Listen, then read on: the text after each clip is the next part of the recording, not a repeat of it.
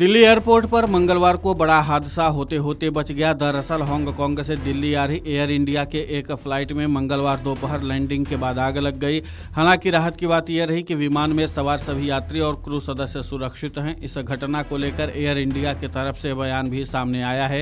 Air India के प्रवक्ता ने बताया कि 22 जुलाई 2025 को हांगकांग से दिल्ली आने वाली फ्लाइट AI 315 की लैंडिंग और गेट पर पार्किंग के बाद उसकी ऑक्सिलरी पावर यूनिट में आग लग गई।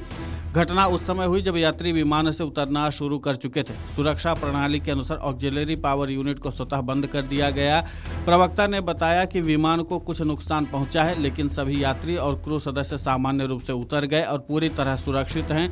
उन्होंने यह भी बताया कि विमान फिलहाल ग्राउंड कर दिया गया है और मामले की जांच के लिए नियामक प्राधिकरण को सूचित कर दिया है। बता दें कि सोमवार सुबह को भी कोच्चि से आ रहा एयर इंडिया का एक विमान मुंबई हवाई अड्डे पर रनवे से आगे निकल गया था। इसके बाद विमान को जांच के लिए रोक दिया गया। खुशकिस्मती से इस हादसे में कोई बड़ा नुकसान नहीं हुआ था।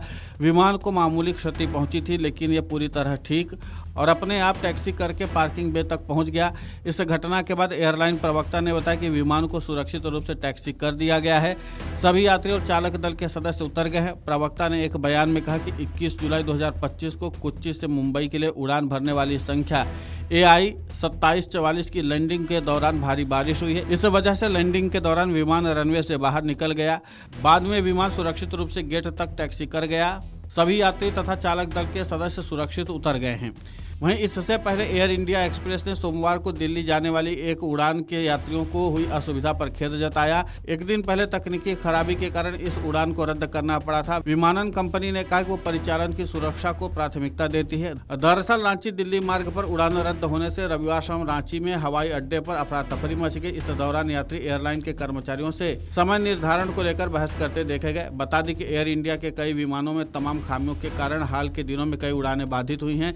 इसमें स्थानीय उड़ानों के साथ साथ विदेशी उड़ानें भी शामिल हैं। एक दिन पहले ही कोच्चि से आ रहा एयर इंडिया का एक विमान मुंबई हवाई अड्डे पर रनवे से आगे निकल गया। इसके बाद विमान को जांच के लिए रोक दिया गया। एक एयरलाइन प्रवक्ता ने बताया कि विमान को सुरक्षित रूप से टैक्सी कर दिया गया है।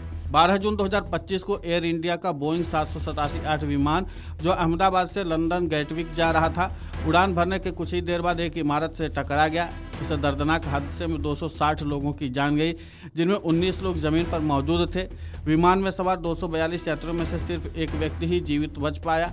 इसमें 169 भारतीय, 53 ब्रिटिश, 7 पुर्तगाली और एक कनाडाई नागरिक शामिल हैं।